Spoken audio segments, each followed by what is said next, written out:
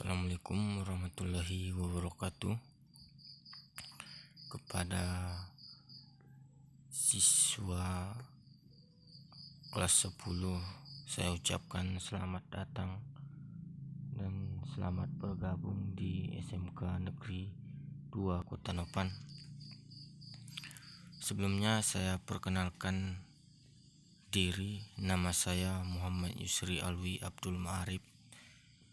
Di sini saya akan membawakan mata pelajaran tentang menggambar teknik.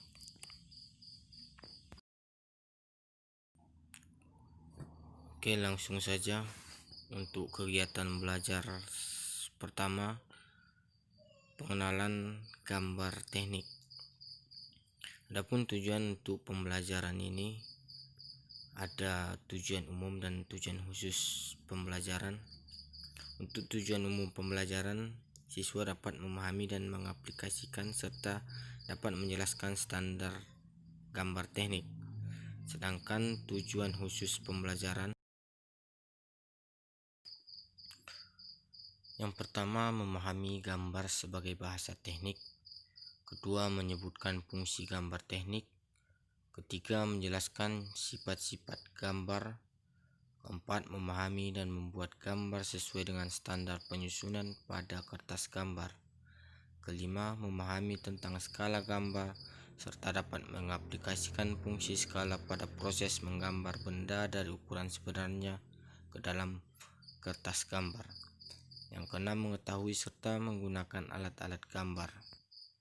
7. Mengaplikasikan penggunaan garis berdasarkan jenisnya. 8. Memahami bentuk serta ukuran angka dan huruf.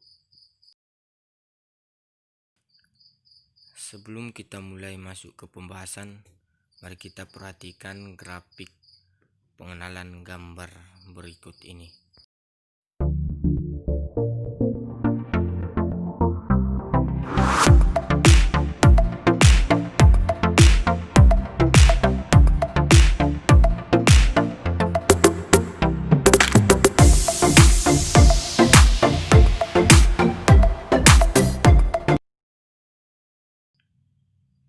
Kita masuk ke fungsi dan sifat gambar. Yang pertama, gambar sebagai bahasa teknik. Contohnya, misal saja di suatu bengkel las terdapat pesanan untuk membuat tralis.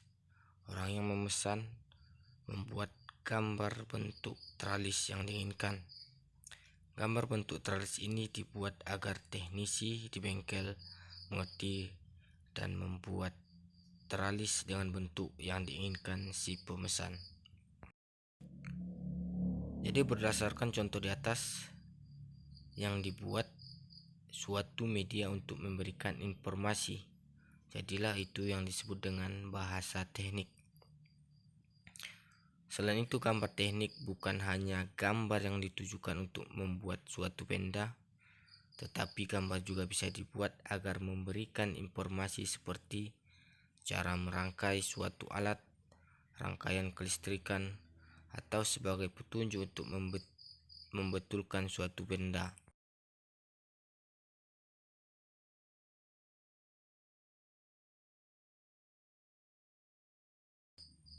Selanjutnya, fungsi gambar teknik.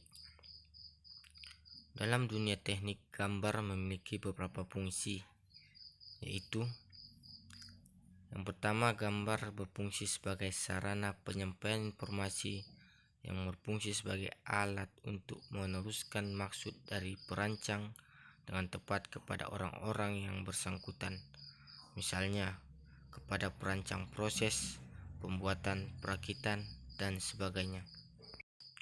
Kedua, gambar sebagai sarana pengawetan, penyimpanan, dan penggunaan keterangan. Ketiga, gambar sebagai cara-cara pemikiran dalam menyimpan informasi. Kemudian sifat-sifat gambar. Adapun sifat-sifat gambar antara lain, yang pertama, internasionalisasi gambar. Kedua, mempopulerkan gambar. Ketiga, perumusan gambar. Keempat, sistematika gambar. Selanjutnya, penanganan gambar teknik. Yang pertama, kertas gambar. Kita perhatikan gambar 12 itu adalah perbandingan ukuran kertas gambar. Apabila kita ambil ukuran dari keseluruhan kertas gambar, itu berarti A0. Sementara apabila A0 itu dibagi 2, maka dapat kita dapatkan ukuran A1. Begitulah seterusnya sampai dia A5. Kemudian untuk gambar 13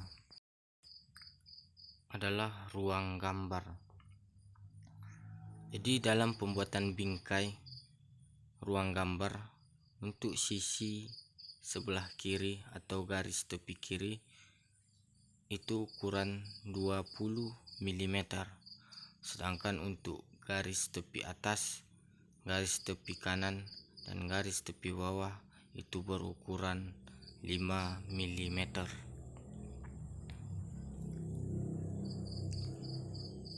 Untuk lebih jelas, mari kita perhatikan tabel berikut, yaitu ukuran kertas gambar.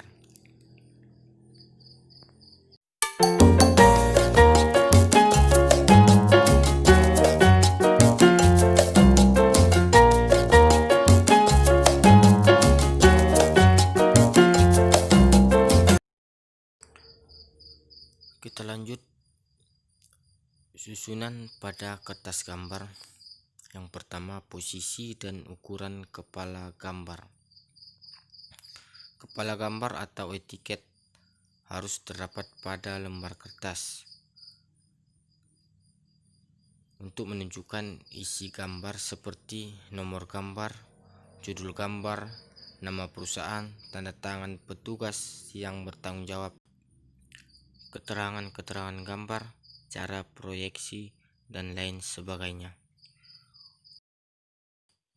Untuk lebih jelas, mari kita perhatikan gambar 14, kepala gambar atau etiket.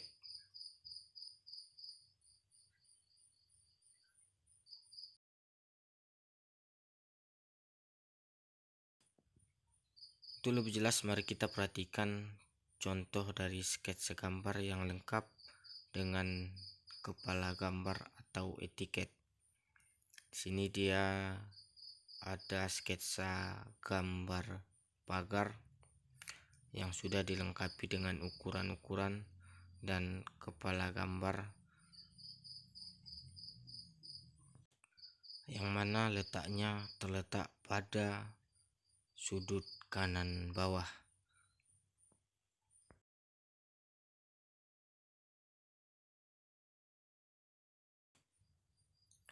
Yang kedua, batas dan bingkai. Batas bebas yaitu jarak antara tepi kertas gambar dengan bingkai atau garis tepi yang telah dibuat.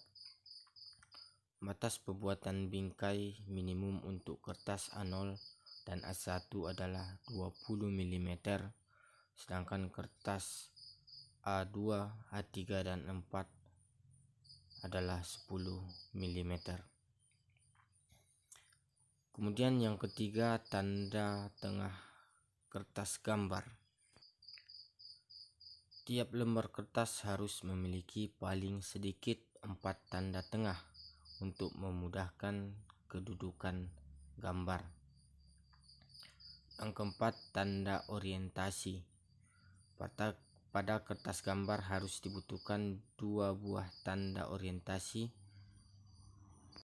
untuk menentukan arah penglihatan gambar pada papan gambar atau untuk menentukan arah penglihatan gambar.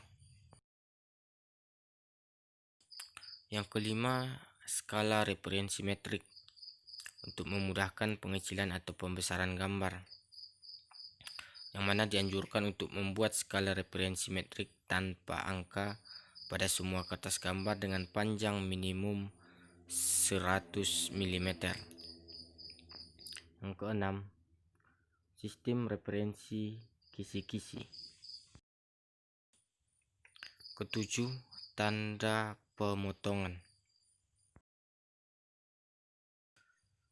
Kemudian yang selanjutnya adalah skala. Skala gambar adalah perbandingan ukuran linear pada gambar dengan ukuran sesungguhnya. Ada 3 macam skala gambar, yaitu skala penuh, yang mana digunakan apabila gambar dibuat dengan ukuran yang sama dengan benda sebenarnya. Maka penulisan skala penuh adalah 1:1. Kemudian skala pembesaran digunakan bila gambar dibuat lebih besar daripada gambar sebenarnya. Kemudian skala pengecilan digunakan bila gambarnya dibuat lebih kecil dari ukuran benda yang sebenarnya. Untuk lebih jelas, mari kita perhatikan tabel 1-2, yaitu skala yang dianjurkan untuk digunakan.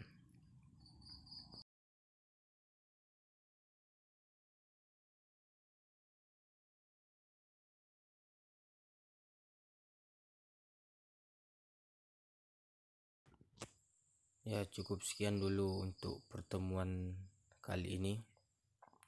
Apabila ada yang kurang jelas, silahkan komen. Sampai jumpa di lain waktu. Wassalamualaikum warahmatullahi wabarakatuh.